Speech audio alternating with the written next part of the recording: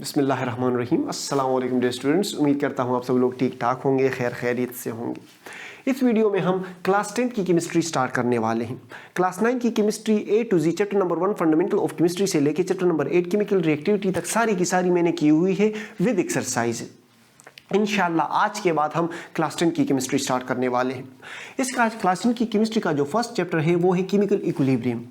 इस वीडियो में हम इसका इंट्रोडक्शन पढ़ेंगे कि इस चैप्टर में टॉपिक्स कौन कौन से हैं, कौन कौन से स्टूडेंट्स इस चैप्टर को पढ़ के स्टूडेंट्स कौन कौन से सवालात के जवाब दे सकेंगे और इस चैप्टर से रिलेटेड SLO बेस्ड क्वेश्चंस क्या क्या हैं। तो देखिए, सबसे पहले आते हैं कि स्टूडेंट्स किस तरह के सवालात के जवाब दे सकेंगे। केमिकल इक्विलिब्रियम को पढ़ के स्टूडेंट्स कौन कौन से सवालात के जवाब दे सकेंगे। स्क्रीन पर आपको दिख भी रहा होगा, define chemical equilibrium in term of reversible reaction. मतलब रिएक्शन हमारे पास फॉरवर्ड भी जाता है और बैकवर्ड भी जाता है। रिवर्सिबल रिएक्शन से हम केमिकल इक्विलिब्रियम किस तरह हासिल कर सकते हैं, स्टूडेंट्स इस तरह के सवालात के जवाब दे सकेंगे। अच्छा, right both forward and reverse reaction and describe the macroscopic characteristics of each. Define law of mass action, derive an expression for equilibrium constant and its unit. State the necessary conditions for equilibrium and the way that equilibrium can be recognized. Write the equilibrium constant expression of a reaction. इस तरह के सवालात के जवाब students they सकेंगे। अच्छा देखिए, आपको मैं एक एग्जांपल देता हूं, उस एग्जांपल से आपको इक्विलिब्रियम और केमिकल इक्विलिब्रियम का जो आइडिया है वो थोड़ा सा आ जाएगा कि इक्विलिब्रियम और केमिकल इक्विलिब्रियम किसे कहते हैं। देखिए, लेट्स सपोज हमने क्लास 9 की केमिस्ट्री में कंडेंसेशन और इवापोरेशन वाला फिनोमेना पढ़ा है, बिल्कुल पढ़ा है। लेट्स सपोज ये हमारे पास एक कंटेनर है, सही है। यहाँ इस कंटेनर में हमारे पास ये एक क्लोज कंटेनर है, हमारे पास ये हमारे पास एक क्लोज कंटेनर हो गया। इस क्लोज कंटेनर में यहाँ पे हमारे पास बर्तन पड़ा हुआ है और इस बर्तन में लेट्स सपोज पानी है। अब पानी इवापोरेट भी होगा, पानी इवापोरेट होगा, वाटर के जो लिक्विड है वो वेपर्स फॉर्म में कन्वर्ट हो जाएंगे गैसियस फॉर्म में। कुछ देर बाद यही गैस जो हमारे पास गैसियस वेपर्स बने हैं ये वापस कंडेंस होके लिक्विड में आ जाएंगे। ये प्रोसेस चलता रहेगा। शुरू में हमारे पास स्टार्ट में हमारे पास रेट ऑफ इवापोरेशन हाई होगा और रेट ऑफ कंडेंसेशन हमारे पास लो होगा। लेकिन जैसे ही वक्त आता जाएगा एक स्टेज आ जाएगा जहां पर हमारे पास rate of evaporation EVAP evaporation हमारे पास रेट ऑफ कंडेंसेशन के बराबर हो जाएगा। अब जब हमारे पास rate of evaporation rate of condensation के बराबर हो जाए तो हम कहेंगे कि सिस्टम ने इक्विलिब्रियम हासिल कर लिया। अब हमारे पास जितने मॉलिक्यूल्स इवापोरेट हो रहे हैं उतने कंडेंस हो रहे हैं।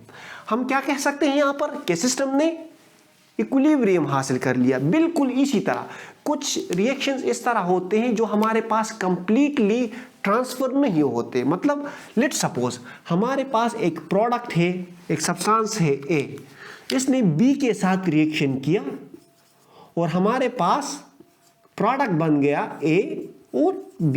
ये हमारे पास एक केमिकल रिएक्शन हो गया। ओके, अच्छा, अब ज्यादातर रिएक्शन में हमारे पास ये होता है कि हमारे पास जो रिएक्टेंट्स होते हैं ये फुली कंज्यूम नहीं होते, ये मुकम्मल तौर पर ख़त्म नहीं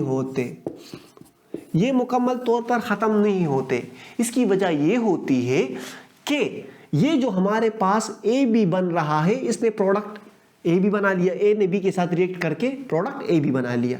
अब कुछ रिएक्शन में इस तरह होता है कि ये जो AB है ये वापस डिसोसिएट होके ब्रेक हो जाता है और A और B में कन्वर्ट हो जाता है। मतलब ये हमारे पास फॉरवर्ड रिएक्शन हो रहा है, और ये हमारे पास AB जब वापस कन्वर्ट हो रहा है, प्रोडक्ट AB हमारे पास A और B में जब अलग अलग दोबारा कन्वर्ट हो रहा है, इसको हम रिवर्सिबल रिएक्शन कहेंगे।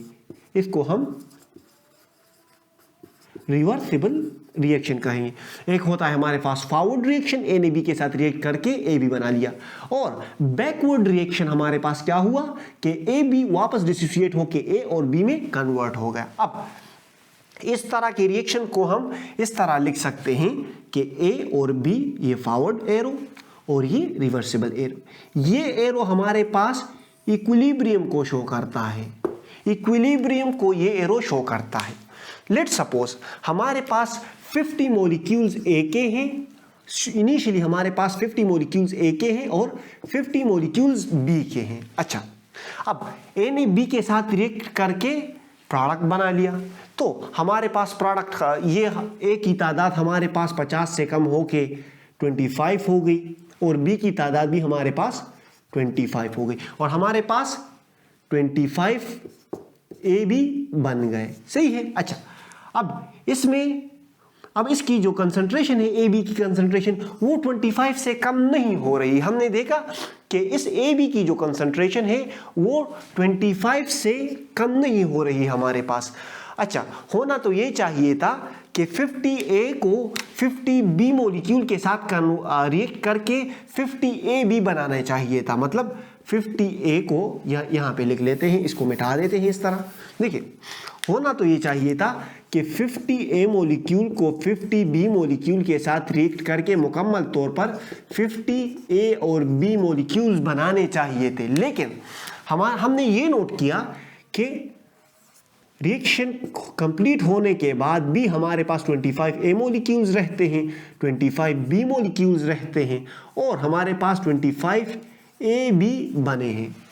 तो ये असल में होता इस तरह है कि जब एक मॉलिक्यूल ए बी बना लेता है, मतलब ए बी मॉलिक्यूल्स कंबाइन होके ए बी बना लेते हैं, तो यही ए बी वापस डिसोसिएट होके ए और बी दोबारा से बना लेते हैं। मतलब रिएक्शन फॉरवर्ड भी जाता है और बैकवर्ड भी जाता है। इस तरह के केमिकल रिएक्शन को जब ये इक्विलिब्रियम हासिल कर लेता है तो इसको हम कहेंगे डायनामिक इक्विलिब्रियम। यहाँ इस चैप्टर में हम इस इक्विलिब्रियम को समझने की कोशिश करेंगे, इसके मैथमेटिकल फॉर्म, मतलब इस तरह के रिएक्शंस को समझने की कोशिश करेंगे, इसके एप्लीकेशंस पढ़ेंगे, बहुत डिटेल्स में हम इन्हें इस तरह के रिएक्शंस को पढ़ेंगे। बस सिर्फ आप इस वीडियो में ये नोट कर लो कि इक्विलिब्रियम क्या होता है। जब हमारे पास एक क्या हो जाए, एक बैलेंस आ जाए फॉरवर्ड और बैकवर्ड रिएक्शन में, तो तब हम कहेंगे कि रिएक्शन इक्विलिब्रियम में है। और इस तरह के केमिकल रिएक्शन जहां पर फॉरवर्ड और बैकवर्ड रिएक्शन सिमुल्टेनियसली एक साथ हो रहे हो, तो इस तरह के रिएक्शंस को हम डायनामिक इक्विलिब्रियम कहेंगे। इस चैप्टर का नाम है केमिकल इक्विलिब्रियम और इसकी सारी केमिस्ट्री इससे रिलेटेड है। अच्छा, ये चैप्टर पढ़ के आप कौन से सवालात के जवाब दे सकोगे? आप इस तरह के सवालात के जवाब दे सकोगे कि why chemical system attain equilibrium. Chemical system हमारे पास इक्विलिब्रियम क्यों हासिल करना चाहता है? What are the characteristics of equilibrium? Equilibrium के खुसूसियात क्या क्या हैं?